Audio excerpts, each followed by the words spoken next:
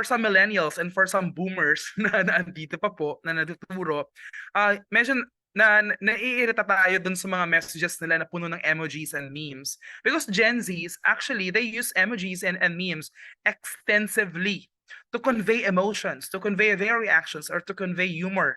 No, they visual these visual symbols transcend language barriers and add depth to their messages. So they believe that if they use these, they will be able to express themselves better. And finally, about Gen Z, they are, just visible members. They are members of a group of visible activists. No, they don't just talk about change. No, activists in a good way, po. No, they don't just talk about change. No, they act on them. No, I recently facilitated a session on 17 Sustainable Development Goals, 7 SDGs, among grade 6 pupils. To my surprise, po, they are grade 6 pupils, but they know a lot about the 17 SDGs. And after the workshop, they were able to come up with, after the boot camp, our grade 6 pupils were able to come up with solutions that will address their community problems. And that only shows that our Gen Zs are, really are aware of the pressing problems in their communities. And they are not just aware, but they also act on them. They take action, on those problems. And they make solutions to address those problems. And so in learning experience design, it's generally important that we start with knowing our learners. Kaya po, I'm sharing really about some information about Gen Zs because I know that marami po sa atin natuturo talaga ng Gen Zs dito. And we want to bridge that gap, the generation gap. Na ito ako, for example, I am a boomer or I'm a millennial ako, kayo nang bahala ng mga Gen Z niyan. No, as learners, as teachers, our role is really to bridge that gap, to bridge the generation gap. So the way we connect to them, the way we deal with them, there's really in-depth connection. Now, here's an example of a tool that you can use to get to know more of your learners. So as you can see here, you will describe your learners based on their common characteristics, such as geographic location. Saan po ba nakatira yung ating mga learners? No? That's very important, especially if you create modules. Isipin mo din yon. Kung halimbawa, you need to transport those modules to your students, you also have to know saan sila nakatira. Or will it take you 5 hours of walk before makapunta sa bahay? So those are things that you really need to know, their geographic location. The other area po that we need to focus is demographic characteristics, no? So ano po ba yung age bracket ng mga learners natin? That's very important. Ano yung gender? Ano yung educational background? And even their interests that can be captured through the demographic characteristics. Getting to know more of our students, we can also make use of lifestyle factors. So, ano po ba yung mga lifestyle choices nila and preferences nila? What are their shared behaviors? No? So, you will describe your learners based on how they interact with resources, with the modules, and with other educational content. So, very quickly po, punta po tayo sa ating chat box and choose one dimension of this tool. No? Pili ka po dito sa 4, geographic, demographic, lifestyle, or shared. Choose one dimension of this tool and share what you know about your learners. No? Based on their geographic location, based on their demographic characteristics, based on their lifestyle factors, based on their shared behaviors. Pili lang po tayo in the interest of time. Pili po tayo ng isa lang po, no, na dimension. Tapos share po natin sa ating chat box natin. I'll give you a minute to do that. No, kasi baka masyadong mahaba yung ating description of the learner. So pili po tayo ulit ng isa sa 4 and share po natin sa ating chat box. Habang hinihintay po natin, siguro we can allow one participant to share. Probably you can click the raise hand button so Miss Claire can unmute you. Ayun po, para ma-share po ninyo yung idea po ninyo. So we're waiting for a volunteer. Just one volunteer while we are waiting for some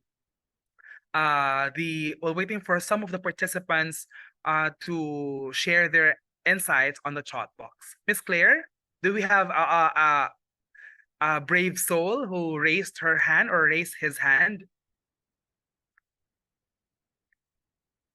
Ayan.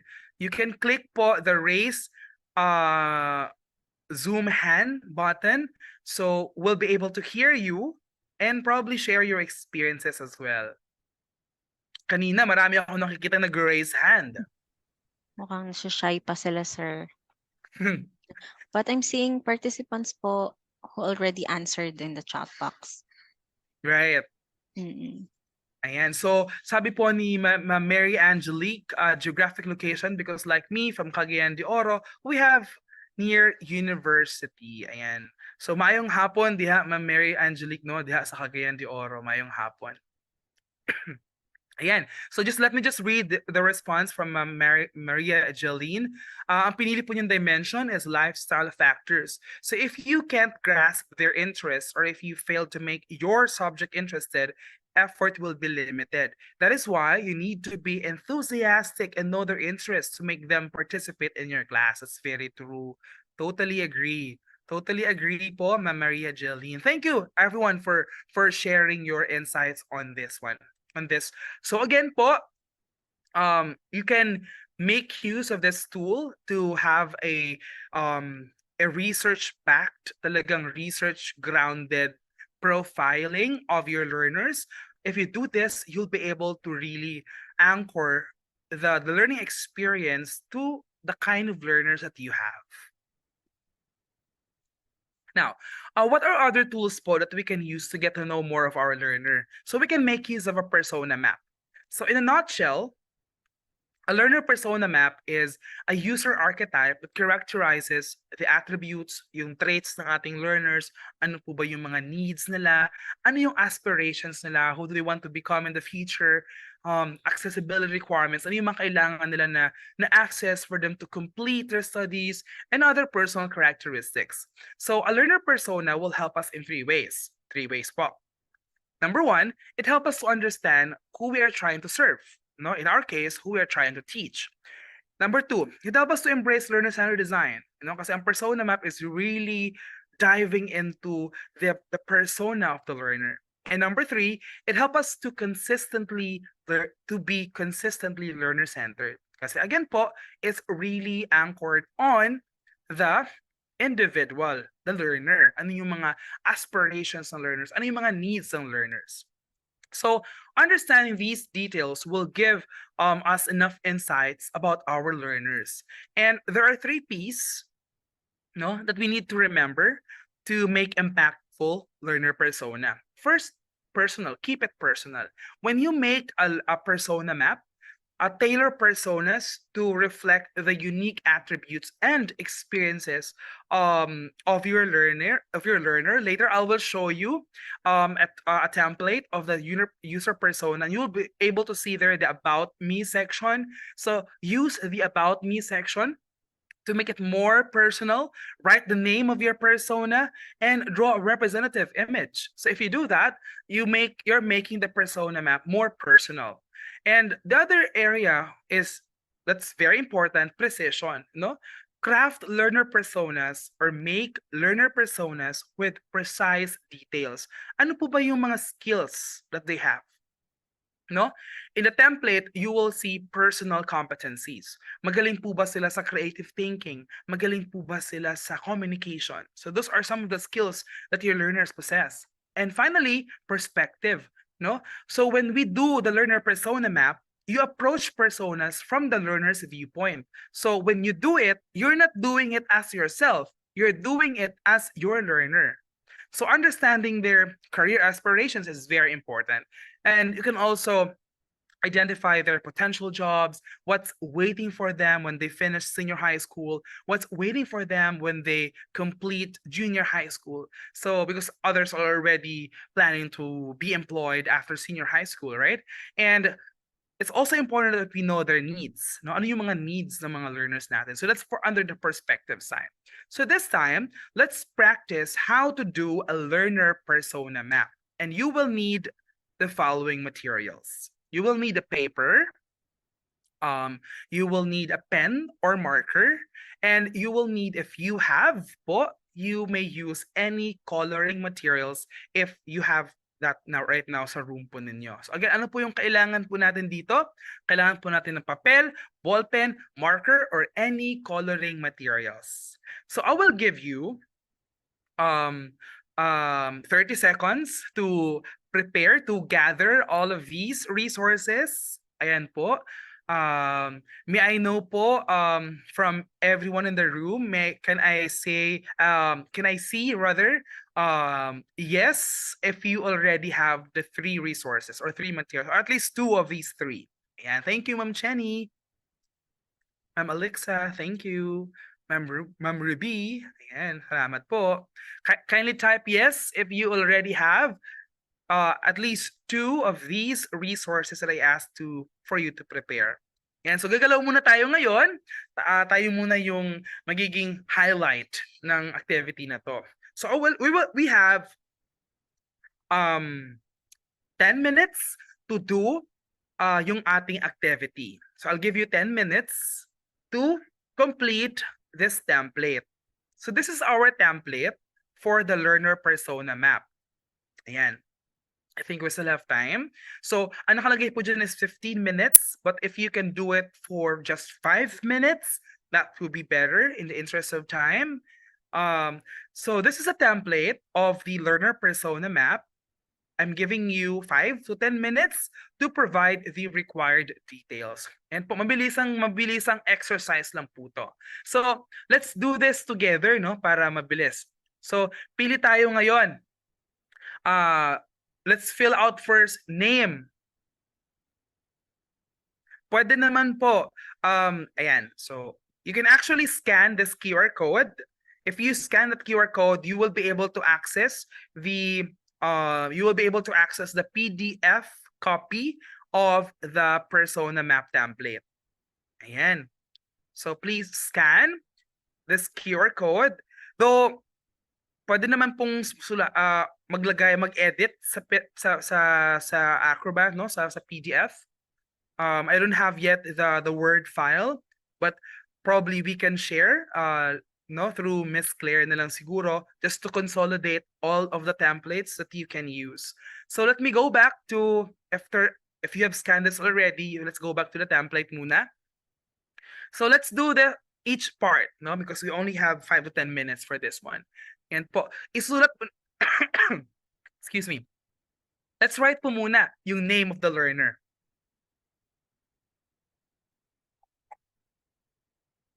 Yeah, name of the learner. Can scan kasi nakagamit lang po ng CP. Okay lang po, okay lang po. For now, we can use na lang po muna yung paper and marker po, no, na pinakuha ko po kanina. So again po, no need to copy the whole template, just the items. And because later I will ask at least one volunteer, one or two volunteers to share their persona map. Again po, you are doing this as your learner, not as yourself. So you have to step back a little as yourself. You have to wear the hat of a learner. Ayan po. Okay? So now, draw a representative image. Ano po kayong image niyo? Yan, kahit kahit stick lang po yan na drawing, that's okay. Draw a representative image of the learner. And then this time, after po ninyo makapag-drawing, you can fill in now the About Me section. No? So dito po a very important instruction po when we do learner persona is that we describe the learner persona using the I statement. Okay, I. Kasi po, you are wearing the hat of a learner. No? You already stepped out as yourself. You are now wearing the hat of your learner. So it's about me, it should start with an I. So for example, I am a senior high school student. Say I am an honor student. And anything about your learner, anything about you. Again, you are the learner now. Yes, you are the learner. Yes, you are the learner. So when we create po kasi a learner persona, you are not yourself. You are your learner. Okay? So that's how we do learner persona, wearing the learner hat. Ayan. So about me, I am a daughter of a fisherman. I am a son of a politician who do a lot of community activities. Mga ganun. These are just examples. So I love to read books. Ayan. I love to watch K-drama. Mga ganun about me. Very, very simple lang po. No need to be very detailed. Ayan. So, mabilis ang workshop lang po tayo, no? Doon po sa personal competencies, isulat po natin. Ano pa kaya yung mga personal traits nyo? No? Say for example, communication, that's a skill. And with communication as a skill, i-rate ko din po yung sarili ko, no? So, ang unang bilog, that means 1, no? Or low to high. So, i-shade din po natin yan. If you have a copy of the template, you will need to shade, no? The circle that best corresponds to the level of your skill. Pero, because you don't have the copy yet, just write down lang, no? Diyan sa papel po ninyo, ano yung mga personal competencies, skills, and traits of your learner or you as a learner. Ayan. And then, of course, here sa side, you have the aspirations. And then career aspirations. Ano po kayo yung ina-aspire ninyo? I want to be an engineer. I want to be a scientist. I want to be an inventor. I want to be a teacher. Gusto kong maging policeman. Ayan. Ano po kayo yung mga career aspirations? Gusto kong maging milyonaryo. Ayan. So, any of those career aspirations, very important as well. Gusto kong i-manage yung family business. That's another example of career aspirations. And then of course, potential jobs, no? So ilagay din po natin diyan yung possible na magiging trabaho, no, ng ating ng ating mga learner. Ayan po. So again po, you don't have to use the digital copy of the template. You can make use of the paper and yes po, sa papel po natin isulat yung ating mga sagot. Ayan po. So dun po sa image na pinadrawing kanina, you can also make use of the coloring materials that you have.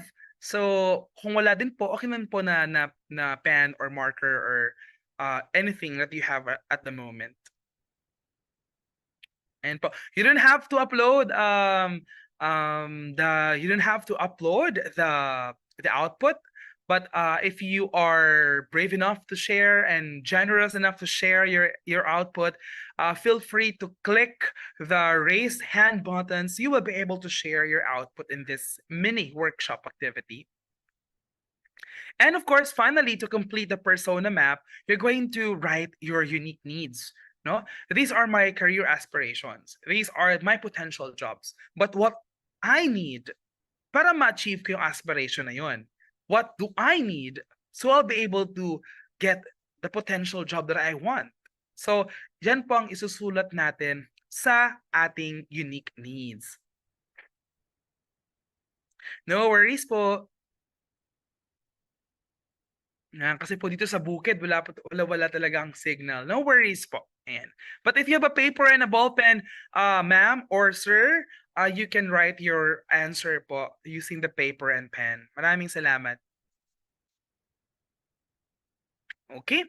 So, probably some of you here are done already. You may now click the raise hand button.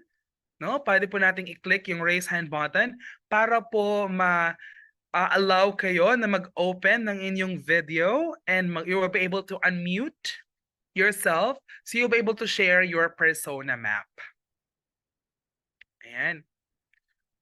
Again po, you may click the raise Zoom hand button if you like to volunteer and share your output. Thank you. Kailangan po natin ng mga brave souls ngayong hapon. Let me know po that you're still there and listening and with me in this workshop by clicking the raise hand button. Yan, meron na tayong volunteer, si Ma'am Maria Pilar. Thank you po. Mukhang dumadami na, Miss Claire. Probably we just asked lang two volunteers. So can we ask Ma'am Maria?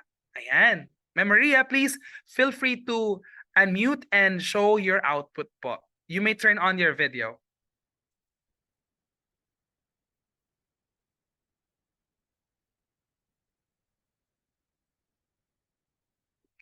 Ma'am Pilar? Ma'am, hindi po napindot ko lang po. Ay, so napindot niyo lang daw, ma'am. Sorry po. Thank you po, Uy, Ma'am paano Pilar. po? How about po si Ma'am Jessica Morillo? Ma'am Jessica, you may turn on your video and unmute yourself po if you want to share.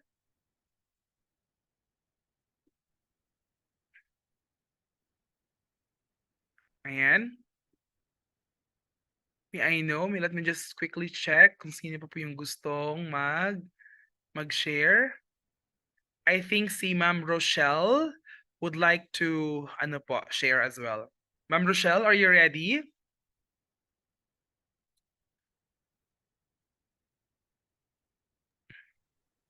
Ayan.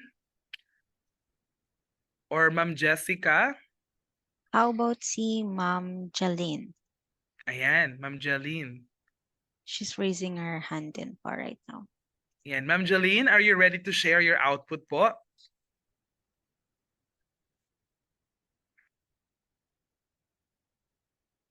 Ayan.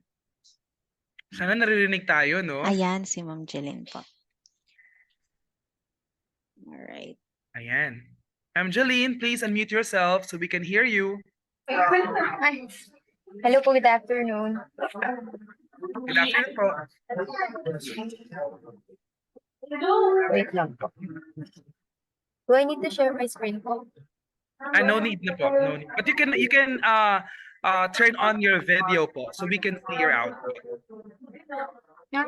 Video. Wait. Can I just answer po? Sure po. Sure po. As per the name of the learner, Dinapo Maria Jeline R. Representative image is a blank note or notebook. Mm-hmm. And wait lang po. Tingnan ko lang po yung kodigo po. Go ahead. As for the things about me, I am blank note. I am open to possibilities. I know that no one can dictate how will I live my life. It depends on me how will I do things. I am a lifelong learner. My pages will not end unless mategi. Ganun. As for the career aspiration, sorry po, hindi ko po kasi naintindihan yung sa career aspiration. As for the potential job, since I am a lifelong learner, it is important for us that we are a lifelong learner if we are a teacher. So hindi po tayo dapat maging stagnant pagdating sa knowledge. Kailangan po i-accept natin na may mga bagay na hindi pa natin alam. May mga bagay na pwedeng ituro sa atin yung mga learners natin na hindi natin alam, and vice versa, of course. But we must make sure na tayo pa rin yung facilitator sa loob po ng classroom. Unique needs, pwede po bang maging honest? Go ahead, Miss. Joke lang po. Anyway, unique needs po, as for now, I'm always seeking for something new when it comes to professional development. Kasama po ba yung thesis? Yes, you may include Miss Jaline. Yeah. Okay, so for the thesis, I will just integrate the multiple intelligences siguro. Yung 8 based on Gardner. Okay lang po ba yun? Yes, that would be perfect. Okay po. Yung naturalistic intelligence, 4, Tama ba? 1, 2, 3, 4, 5. 4 po. As for the intrapersonal intelligence, I will say that siguro itodo natin. Sa high po tayo, 5. Of course. Nakadepende. Sa interpersonal po, nakadepende po kasi yan sa tao, nakausap ko or kaharap ko. So I think 3 lang po. Musical intelligence 4, body kinesthetic intelligence is, I think, dahil mahina ang coordination ko, 2, siguro po. As for the logical mathematical intelligence, 3, linguistic verbal intelligence, I think, kahit pa paano, nag-improve naman po because of some professional events na salihan ko. So I think that is 4. Visual spatial intelligence. I am more on visual spatial intelligence unlike sa visual. So I think pwede ako sa 5. Ayan. Thank you so much, Miss Jeline, for sharing your output. I think yung sinulat po ni Miss Jeline is herself as a learner. That though she is a teacher, but she is a lifelong learner. Kaya yung detalye na nabigay niya is herself as a learner. So thank you so much, Miss Jeline. In the interest of time, we can no longer ask other participants to share their insights, but thank you so much, everyone. I hope na other participants also made the persona map. And as mentioned earlier, you may scan this QR code so you will be able to access and download the template of the learner persona map. You will be able to use that so you get to know more about your students. Now, just to deepen and solidify our understanding on how learners' unique identity and their learning environment as a whole influence the ability of learners to engage deeply in their learning, allow me to share this learner identity plus learner environment, learner engagement network. So which emphasizes rather. So this diagram emphasizes learn to work journey that centers learners' growth, agency, and belonging. So ang ating mga teachers, being the learning providers and learning designers, we have the responsibility to intentionally design and redesign learning experiences so that it will provide our learners more specific lessons or learning experiences that will address and that will match their needs. I've been telling you this repeatedly.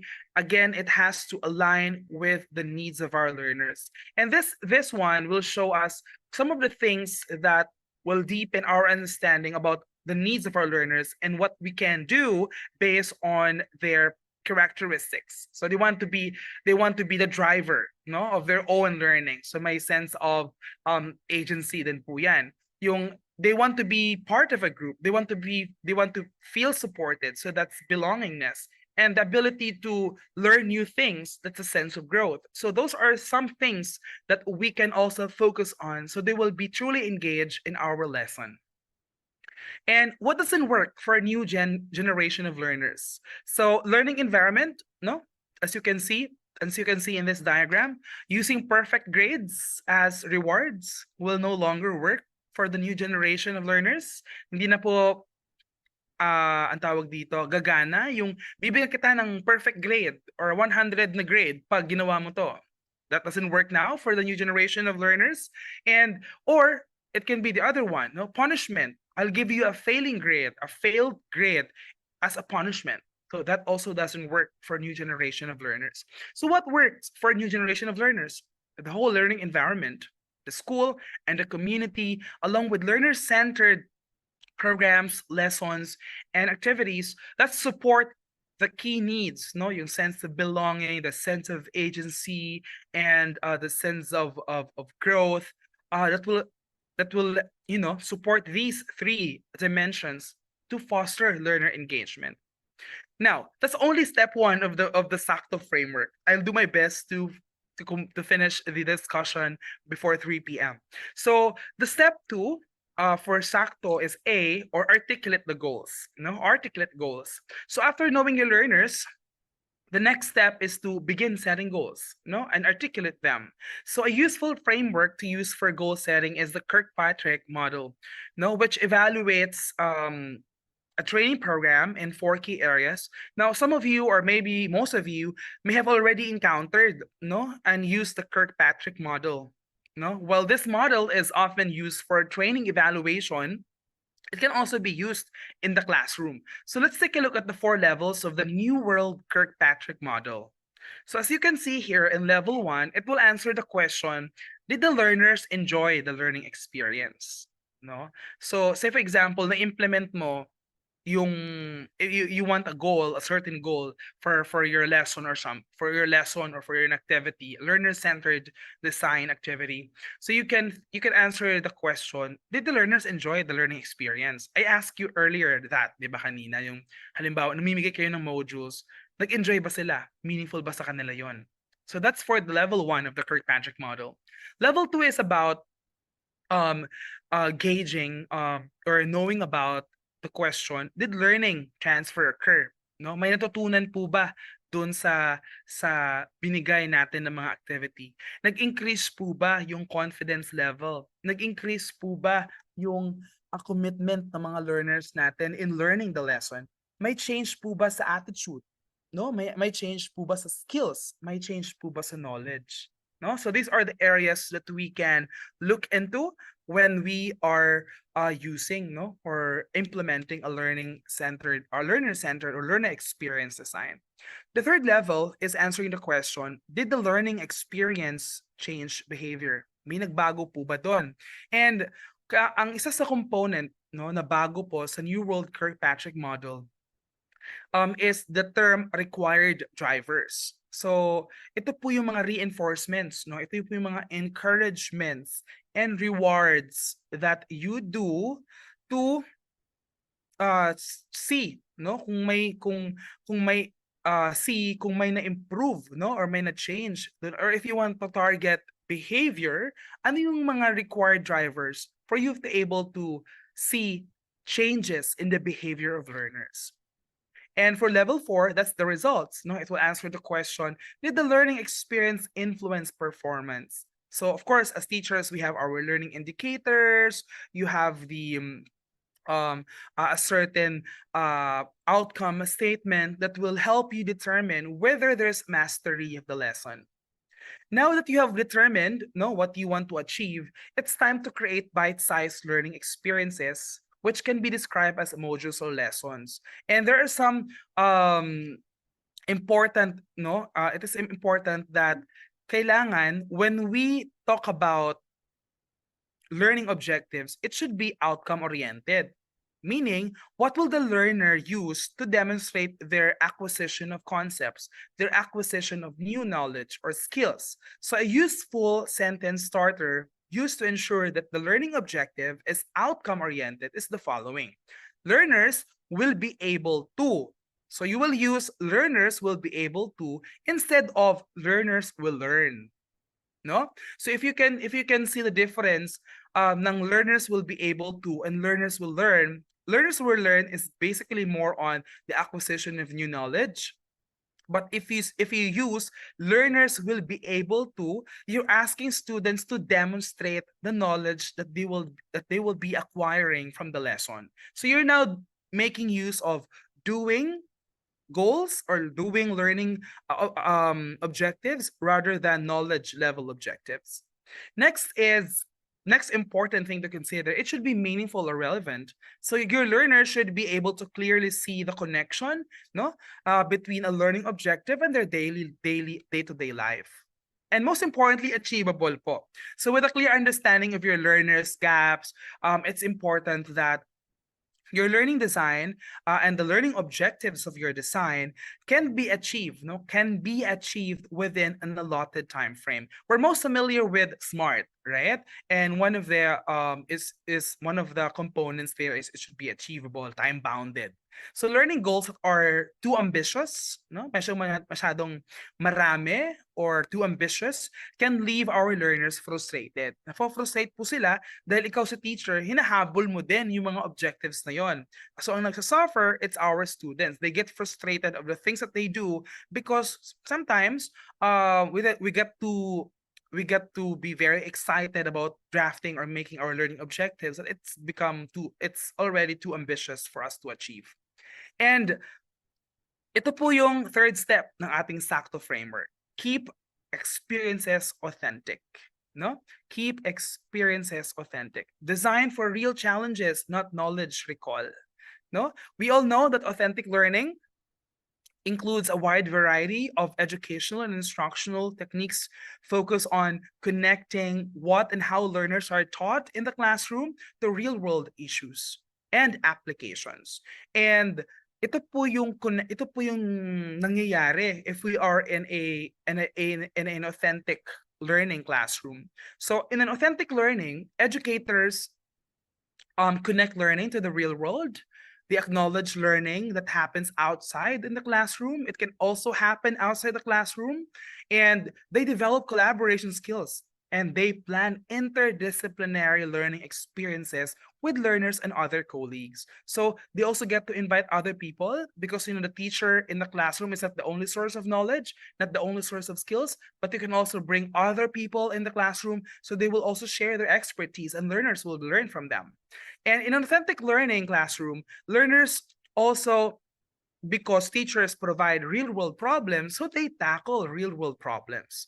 They explore open-ended inquiry questions. They collaborate with others, and they even go to their community, no? And they even produce meaningful products or solutions or outputs that have application outside the classroom.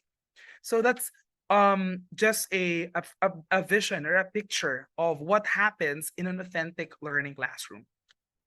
And here are just some of the examples that you can do if you wish to have an authentic learning classroom. So we design real-world learning experiences.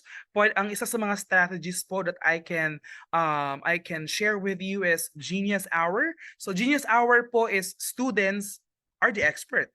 So you assign them a certain topic and then they will share something about it, or a passion project. So our students have different interests, they have different passions, and they have different paths that they want to take. So you can also build on that. Say for example, you're teaching science or math and someone from your class is really into math or science, and nakikita mo na passion talaga niya yung nagko-collect siya ng mga artifacts, if you have any. You can or may mga, say for example in a science class you have a student who has a lot of pets, but of course as a responsible pet owner, pwede siyang mag-share ng information about being a responsible pet owner. So that's passion project as well, or learners as expert, as mentioned earlier. You can also do design thinking, and you can also do project-based learning. There should be a T here. Please, apologies for the error. It should be project-based learning. And here naman po, if you are looking at promoting anytime, anywhere learning, you can ask your students to say, talk to their communities and learn from them, and say, for example, assign a certain topic and they will interview a group of people in the community. So that's designing out of the box learning spaces. So learning happens not only in the classroom, but it can happen outside the classroom. And I would just like to highlight project-based learning. So project-based learning is a strategy, a really good strategy to ask your students to demonstrate the mastery of a certain concept, to demonstrate a certain level of mastery on the concept that you teach and how it is being applied in real world setting. So here's an example of a project-based learning. So say, for example, you want to focus on the 17 Sustainable Development Goals and how it connects and how it make an impact on your life and the lives of your learners and the lives of their community members. So you can do this as a project-based learning activity. Say, for example, you want to work on zero hunger. So first, you provide them with a context. Ano ba yung zero hunger? So you can provide them a very short description of the problem. What's the current problem related to the zero hunger SDG? No, and from that problem, they're going to find a solution. Say, for example, they're going to grow their own food. No, so grow your own food. So sila nang bahala. You're not limiting the project that they will make. So you ask them to think for themselves and innovate something that will address the problem on hunger. So that's an example of a project-based learning. So we did this in some of our communities in Rizal and even in a school in Pasay. So it was students, grade 6 students who developed different solutions that will address hunger in their communities. The other project-based learning that I can provide is, say, for example, you want to focus on clean water and sanitation. So you, again, give them the problem and then provide them with a challenge, create a portable water filter. So it's up to the students now, how are they going to make a portable water filter? Depends on design. You are not giving them a specific design, you're just giving them the whole the whole process for them to think about and for them to create a filter that will help improve quality of water, no, and even improve sanitation. So you see, in project-based learning as a strategy of authentic learning, no, you will see that project-based learning as a strategy, you will not only expose your learners to real-world problems, but actually encouraging them to come up with solutions that allow them to demonstrate mastery of their learning. So dito po pumapasok yung kaibahan. Ano nga ba yung kaibahan ng project-based sa problem-based learning? When you say problem-based learning, you ask students to tackle a problem and come up with, say, how you address the problem. But in project-based learning, it goes beyond tackling community problems. They tackle a problem, they think of a solution, and then there is an actual product, which is a concrete evidence of the mastery of the topic or mastery of the content. So you see, in project-based learning, you are actually encouraging your students to demonstrate mastery of their learning because there is a concrete proof or evidence of learning, which is the project that they will come up at the end of the process. So that is for authentic learning. And the next step of the SACTO framework is to tailor support with content. So as teachers, should we create or should we curate? Sino po dito? Let me know your your experiences. Nag-create po ba tayo ng mga content or we are just curating? Yan. Pa-type na lang po sa chat box. Let me know if you're still here in the room by typing create or curate. Do you create or do you curate?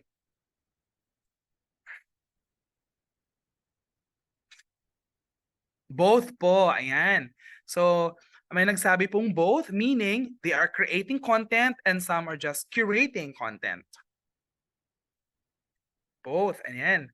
So, may nagsasabi ng create naman po. Now, sa next step po natin, now that we have done the challenging work of discovering the real learning needs, setting appropriate goals, and designing activities to demonstrate knowledge, you will need to provide resources to support learners in achieving the goals. Siyempre, kailangang may resources that students can use para ma-achieve natin yung goal na ating na-establish in the previous one. So these resources can take in many forms. It can be through reading materials, it can be videos, it can be click-through interactive experiences.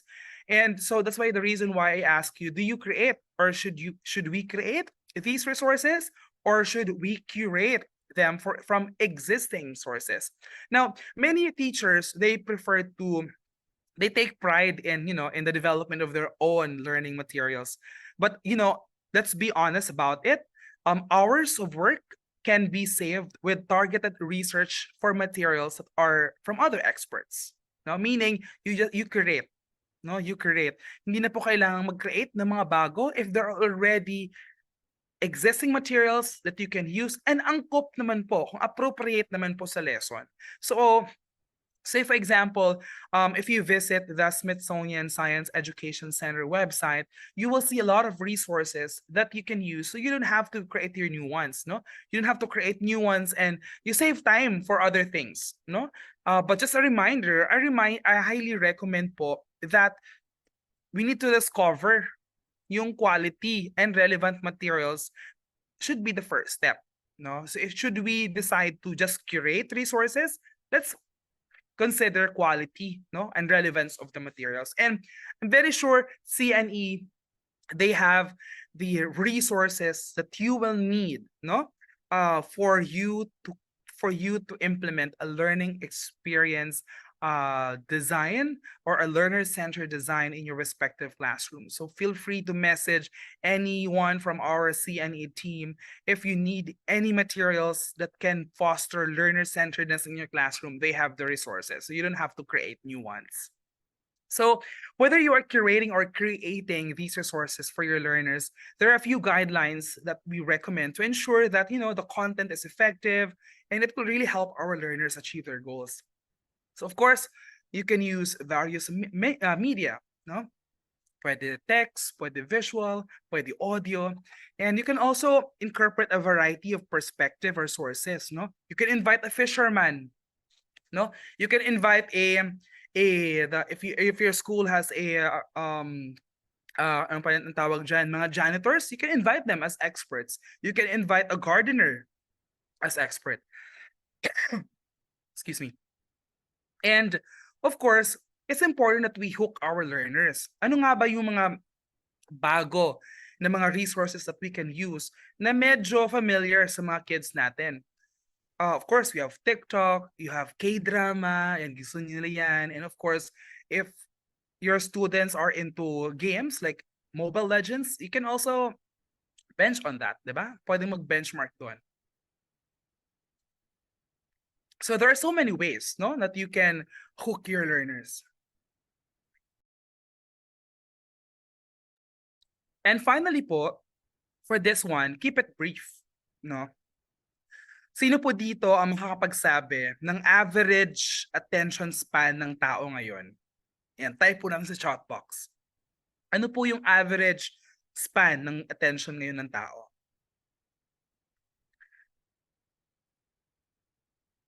Meron po ba makakapagsagot? What's the average time span, attention span ng tao ngayon? Now, would you know that the average human attention span ng humans ngayon is just 8.25 seconds? 8 seconds lang po yung attention span, average attention span ng humans. That explains, if you look at some YouTube ads, 8 seconds lang din. Now that explains why. Kasi then that's the average human attention span of humans now is approximately 8.25 seconds. So kailangan yung mga video, if you use videos, let's make use of microlearning, no? Yung mga bite-size, easy to digest videos, huwag naman po natin silang i-ask na manood ng video ng 1-hour video. So a 5-minute video will do. Given the short attention span of learners, let's just make use of easy to digest, bite-sized video materials. And finally, for the Sakto framework, let's orchestrate and iterate, no? Huwag po tayong matakot when we implement a learner experience design. Huwag tayong matakot na magkamali in the process. Let's reflect and of course, let's iterate, no? Let's revise along the way. So, hindi naman po nangahulugan that if you implement a certain lesson, you magsasucceed ka na doon. You will need to revise and revise and revise kasi nagbabago po. And if you look at the Sakto framework, steps 2 to 5 in this process or of this process are cyclical, no? Binabalikan mo siya kasi nagbabago po yung step 1, yung learner natin. Yung batch ng learners ngayon is iba sa batch of learners the following year. So steps 2 to 3, 4, and 5, nagbabago yon. No? Binabalikan natin yon kasi it's highly anchored on step 1, which is about the learner. So here, friends, ma'am and sir, you can make use of this rubric. Pwede po ninyong gamitin ito, no? Para po mas lumalim yung understanding natin, and you will be able to use this rubric para makita din po natin kung gaano nga po ba ka-effective yung ginawa natin na learning center design. Ayun po. And para po sa gustong gumamit ng rubric na to, you may scan this QR code. You will be able to access the learner-centered rubric. No? You may, again po, you may access this learner-centered rubric para po magamit po ninyo should you wish to use a learner experience design. Ayan. So that is the Sakto framework. So let's remember po, you can message CNE if you wish to have a copy of the Sakto framework. So you have an easy to use or easy to access toolbox should you wish to create your own learning experience design. Yan. So nakikita po natin dito, ma'am and sir, let me just extend for 10 minutes. Ms. Claire, if okay lang po, 10 minutes extension, if that's okay with everyone. Ayan. So, makikita po natin dito, mga ma'am and sir, that when we make a learner experience design, no, or a learner-centered design, it is really intentional, no? So, from our discussions, we can really say that learner-centered design is intentional. Why? We are emphasizing the deliberate and purposeful approach, no? Purposeful po yung approach natin whenever we create educational experiences that cater to the specific needs, interests, and abilities of learners, no? Kaya intentional, kaya sinasabi natin na intentional. It involves careful planning, it involves careful consideration of various factors such as individual learning styles, prior knowledge, yung cultural knowledge nila, cultural background nila, and even their personal interests. And it really focuses on learners' emotions and feelings as they interact with educational resources or the programs that you offer in school. And to do this, because we are saying that learner-centered design is intentional, we need to bring empathy to the process. Kahapon, when I was attending the session on design thinking, empathy was mentioned. Because if you look at the cycle of the design thinking framework, it starts with empathizing with your end users. It has to start with understanding what are the needs of my community, what are the needs of my learners. And so empathy is a very important skill that has to be present in the process. And in learner-centered design or learner experience design, it has to be present. We need to bring empathy to the process. So my question po, nung kanina na ginagawa natin yung ating persona map, did you practice empathy? No? Or at least man lang dun sa discussion natin, do you agree that empathy is a very important skill in learner experience design? Type yes po kung nag-a-agree po kayo dito. Let me know if you're still here. I'm so sorry po, medyo mag-extend ako ng 2 hours if that's okay. Ayan, thank you so much po for saying yes. Pwede po bang ipasa na lang po yung activity within the day? Ay, sorry, hindi ko po alam ang sagot sa question. Ayan. But anyway,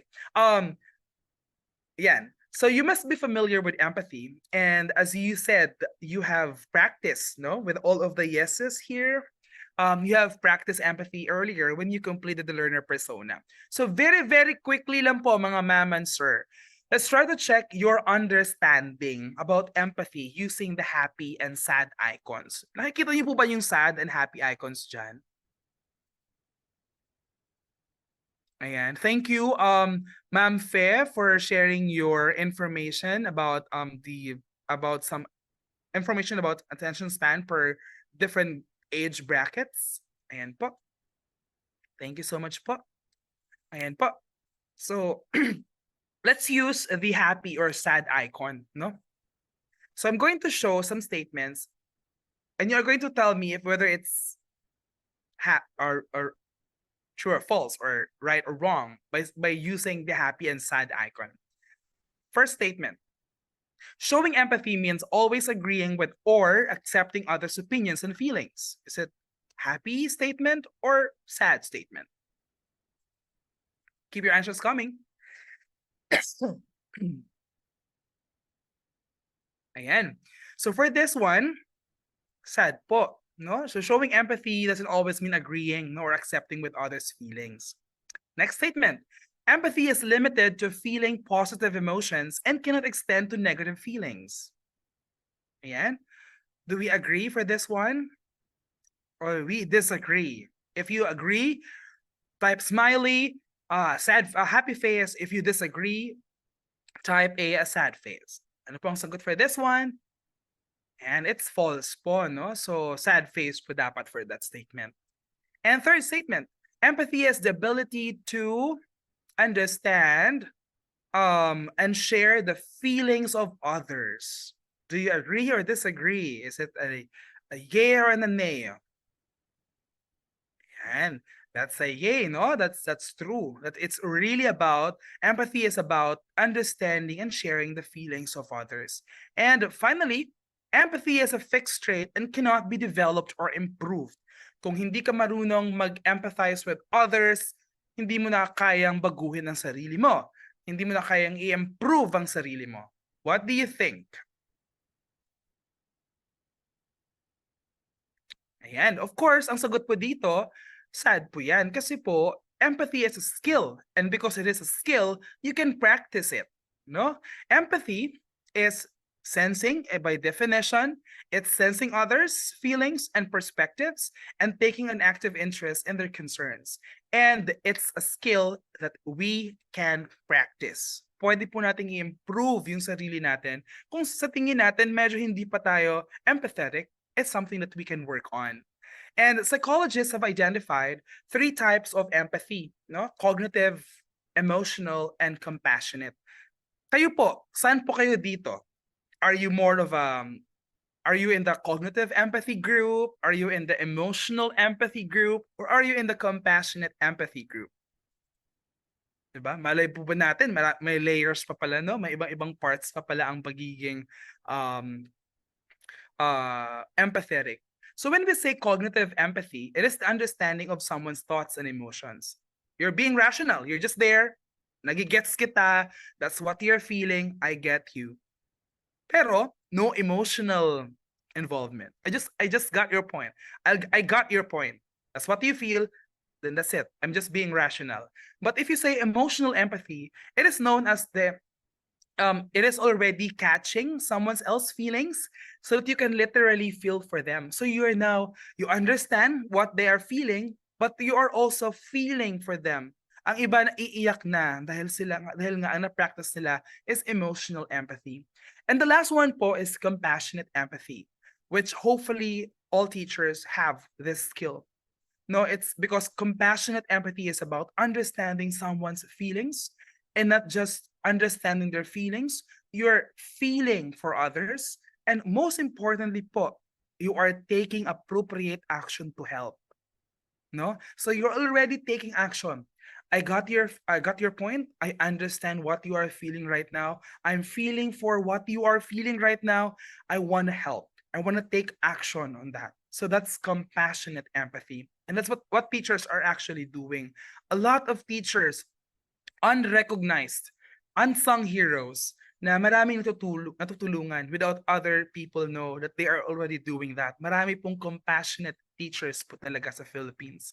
And I'm just so proud that I've known some of them working with the indigenous peoples in the Higaunan people in Iligan, even in some indigenous peoples in Luzon. So I've known some teachers who are really compassionate, taking action on the things that they think is right and will help their students and their communities.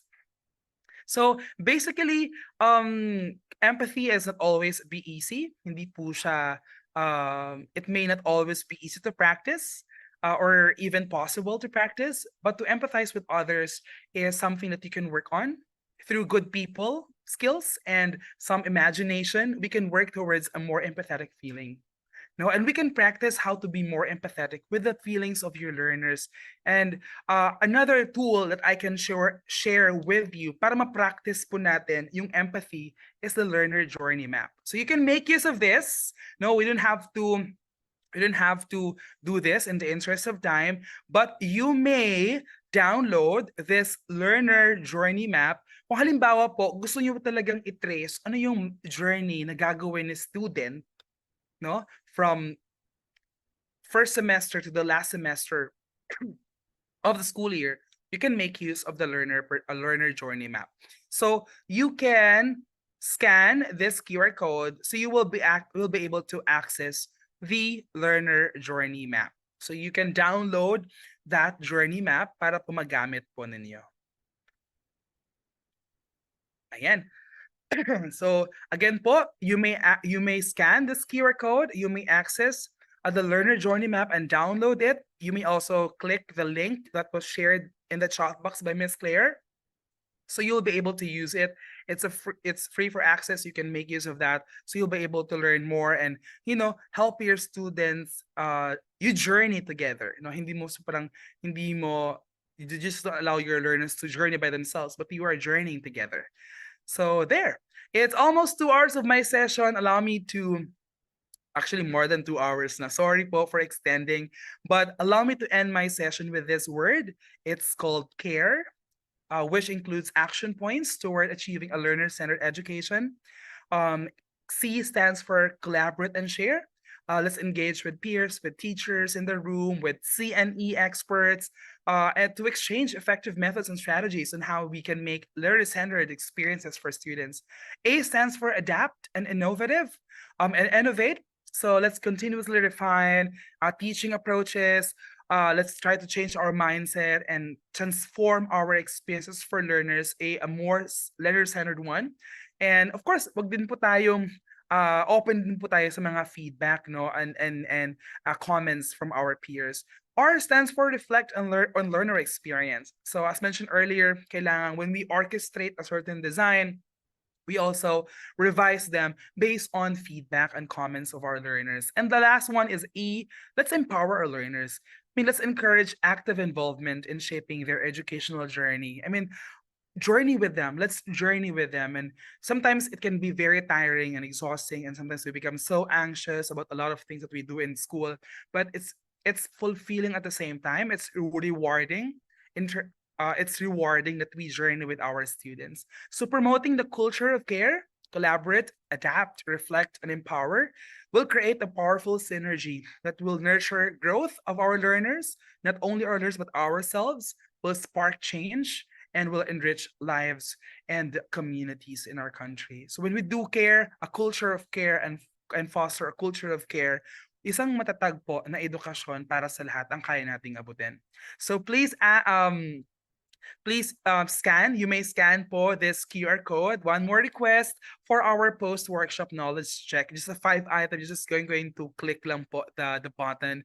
And so we'll be able to know if there are some changes in terms of your knowledge on learner experience design.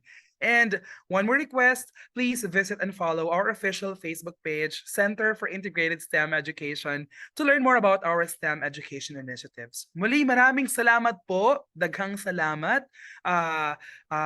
sa atong mga participants from Mindanao, and maraming salamat po for Luzon and Visayas. Isang karangalan po na makasama kayo ngayong hapon. Thank you so much. Miss Claire, thank you.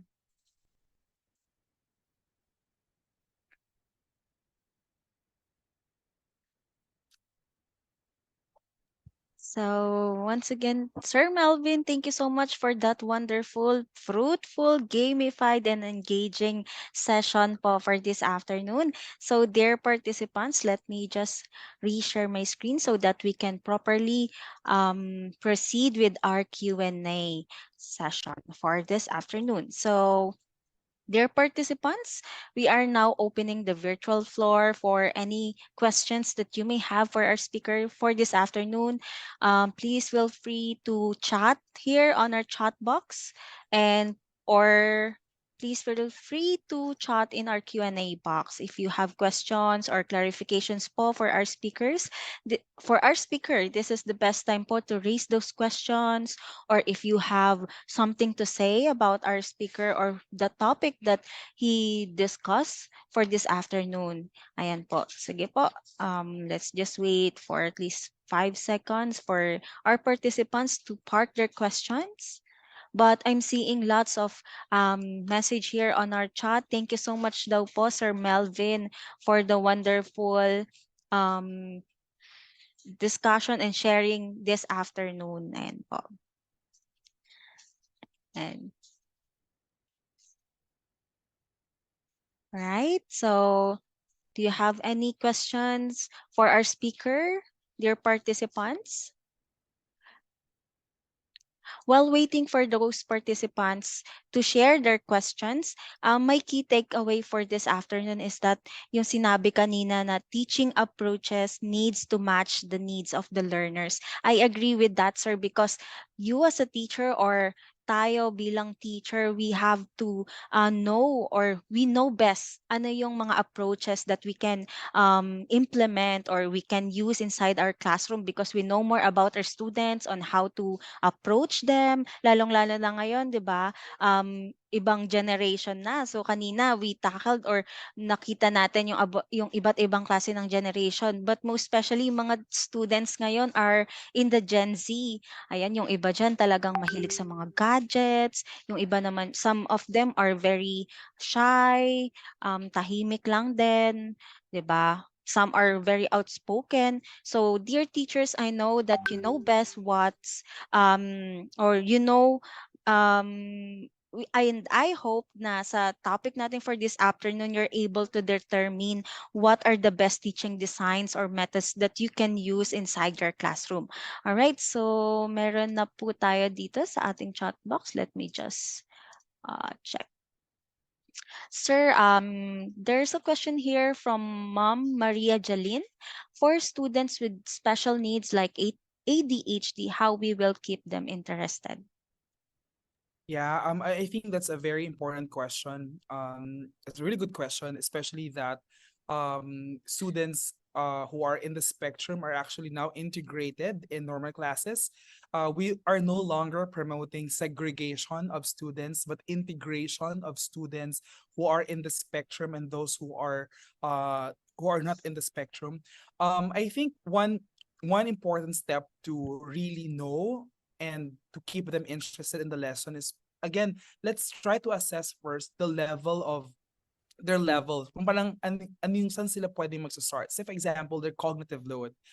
Some ADHD students have different pacing in terms of absorbing concepts. Some are very functional, some are highly functional. I know one who is very functional. So yung mga routinary tasks are no longer working for them. So it has to be reinforced with enriching activities that will keep them engaged. So I think to keep, just go back to question, I'm talking too much, but yes, but to keep them interested is to really know their level, their ability to tackle tasks, their ability to understand concepts, and even to perform a certain task. It's really an important step. And you can actually use the persona map. You can say map out what are some of the interests of these students. So if they like to learn visually, then you focus on visual materials. If they wish to be in a quiet room where they just learn on their own,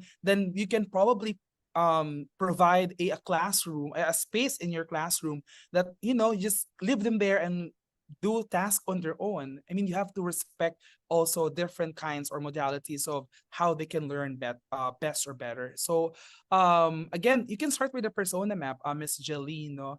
And try to map out these the interests, what are their needs, and from there you can design something that will make them interested all throughout. All right. Thank you so much for that, Sir Melvin. And I also agree na dun talaga magsisimula, no? We have to know them first. Ayan. And then from there, as a teacher, you can now proceed with other steps or with other strategies that you can apply for them to be able na makapag, ang tawag dito, yung focus sa, lalo na yung mga may ADHD na mga student natin. All right. Yeah. So, And if I may add, sure po. Miss Claire, kasi nga we can only as a resource person now, though I'm not an expert in Mhm. SPED education, but in SPED rather, um, we can only recommend strategies that we can do, but it's not really prescriptive on that sense. We can just recommend but not really prescribing that you have to do this in your context. You know your context better, so no size fits all. I mean, it's really Mhm. it all boils down to the idea of starting first. Who is my learner? If this is my learner, what do they need? And then from there you build from that information. Thank you. Yes po. So, I have another here question. Actually, it's not a question, but a comment from Ma'am Fe. The best approach daw po is the way of love. Yan, sabi niya. I And agree din po, I Ma'am agree din or naman Teacher dyan. Fe. Mm. Another question po from Ma'am Esperanza. Hello po, how we can approach students with anxiety? Ano pong project-based ang advisable sa kanila? Mm. Not all. Well, when I was still a teacher, um, I was a classroom advisor. So part of my role is to make sure that all of my students are mentally and emotionally ready when they go to school. That's my role as a classroom advisor. And whenever I encounter students who have anxiety, I think the best approach here is to refer, especially if the teacher doesn't have, have the full ability to process all of these things. We then let's not pretend that we have that ability. Sometimes when our students have anxiety and are struggling with mental health issues, we tend to advise a lot of things to them.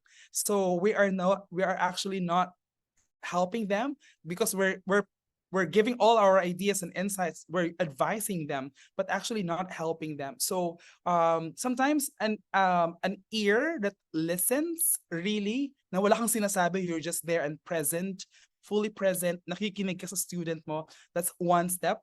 But if depending on the situation, if it's already an extreme situation, severe situation, then I think it's important we refer to that student to the experts and ask for and seek for professional help, so that that issue can be really addressed with the help of a professional, so it can be really processed and not adding to the problem.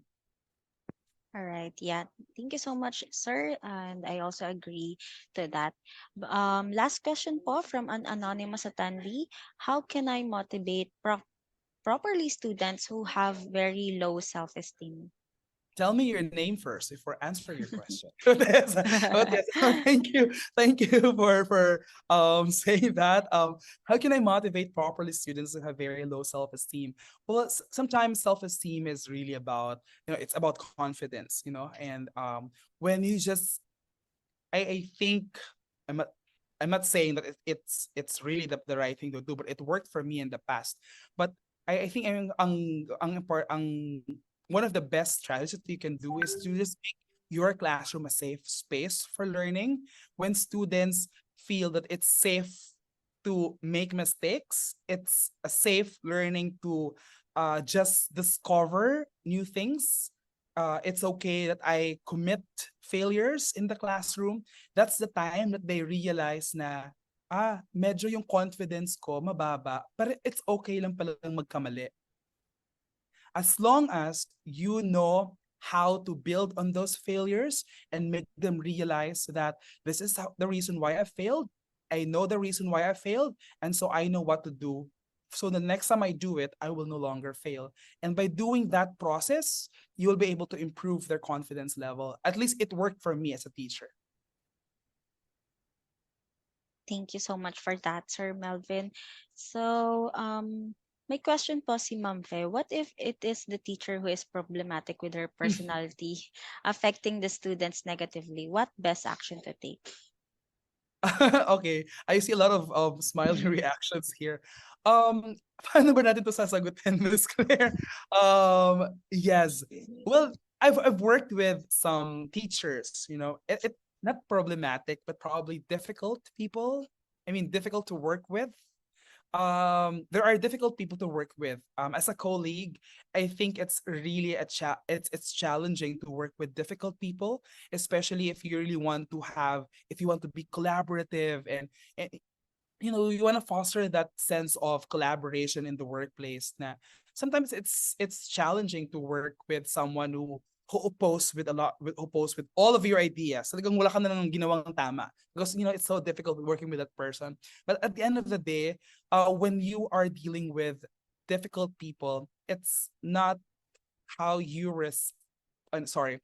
The ang magma-matter lang po dyan is kung it's how you react and how you respond to that person. So if you say you will respond parang bubungaan mo din siya, then that's another layer of the problem. But if you just keep quiet and make that person realize that it's not penetrating your emotions, not penetrating your mind, then that person will realize that he has no impact on you. Wala siyang power to make you feel sad or make you feel down. So for students, I think it's important that for teachers na medyo may problem. I'm not a school administrator, but I think importante dito pumapasok yung role ng GAD in the in schools. I think personality development is very important for teachers, especially that they're dealing with minors. Also important to consider for school administrators, especially if there are school principals here or head teachers, to expose teachers to a lot of trainings. Say, for example, personality dev or gender and development activities. In that way, you are exposing your teachers not only on traditional trainings, but also trainings that will empower them and will change their mindset, especially when dealing with others. Yeah, for now, I think that's my answer. Yeah. Right. Thank you so much, sir. I think we could cater at least one more question. There is a question here on our chat box. Why is there special science class but LSEN are integrated in regular class? Are you familiar with this, sir? I'm sorry, but what It's a question here on our chat box. The mm-mm. question is, why is there special science class but LSEN are integrated in regular class? I'm not sure though with Mm, learners with special needs. I'm not sure if I'm not so familiar with SPED. yes. But learners Mhm. with special education needs, I hope that's the politically accepted word or term. I think that's what they're deputies using. Pero yung question po is, bakit sila ini-integrate? Tama po ba?